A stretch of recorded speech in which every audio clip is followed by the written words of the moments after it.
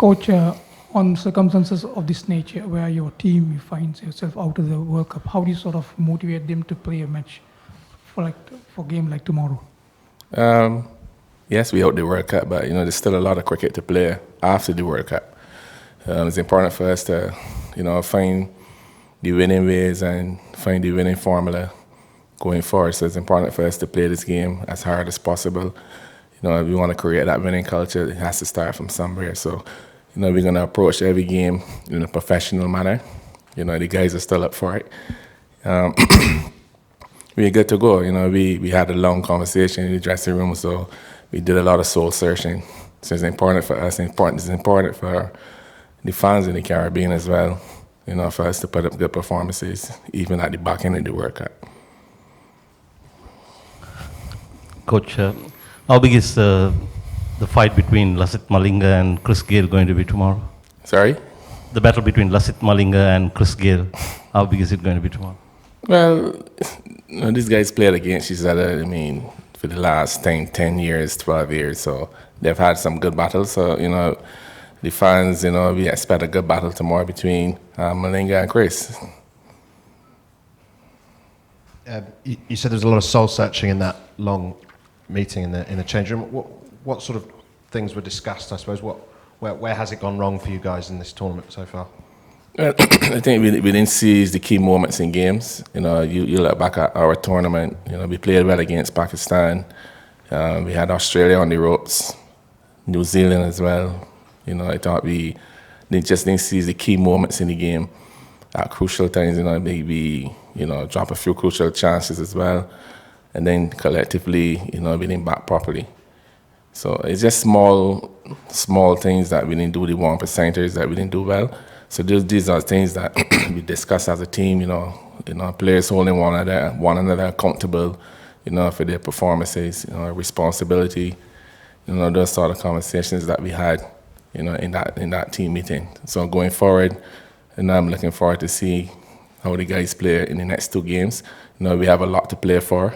Like I said before, there's a lot of cricket to play after the World Cup. So it's important that we keep, building what we did well here as well in the World Cup, because we did some things well, but it's just the end result wasn't in our favor. Depending on what happens today in Edgbaston, Sri Lanka could be out of contention for the semi-finals as well. Does that have any influence on your mindset going into the game at all?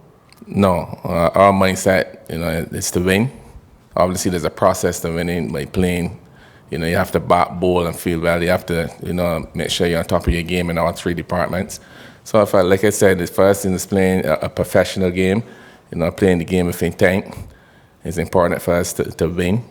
Like I said, you got to start the winning ways. We got to create that winning culture, and it can start from here. Now, we had, some good games in the World Cup, but we just need to get the 1%ers right. Once we get the 1%ers right, then we'll get the results.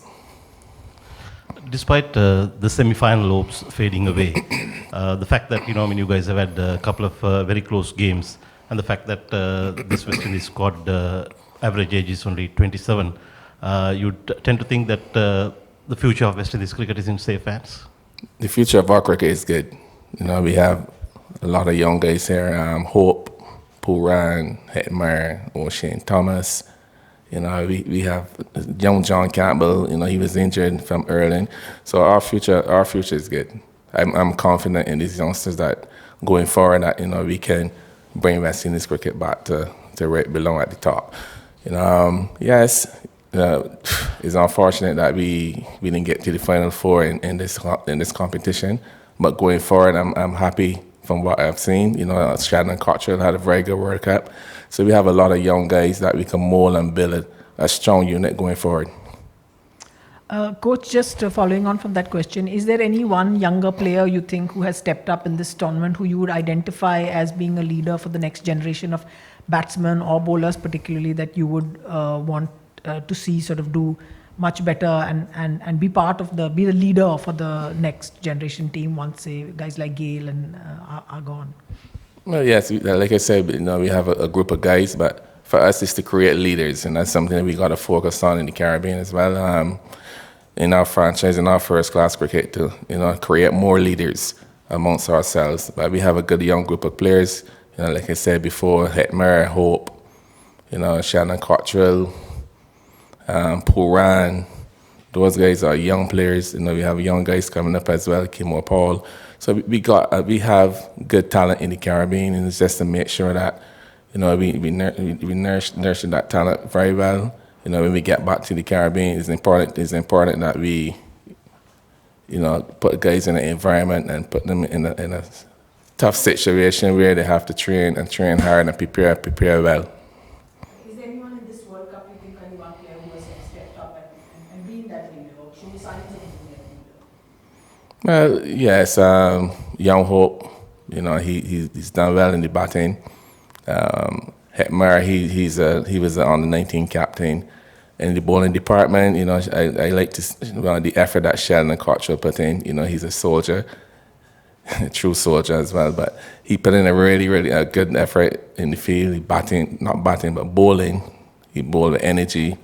He really put 120% every time he bowled, and also in the fielding as well. So we have some players that we identified, as future leaders. Thanks, Coach. Appreciate it. Thanks, ladies and gentlemen. Thank you.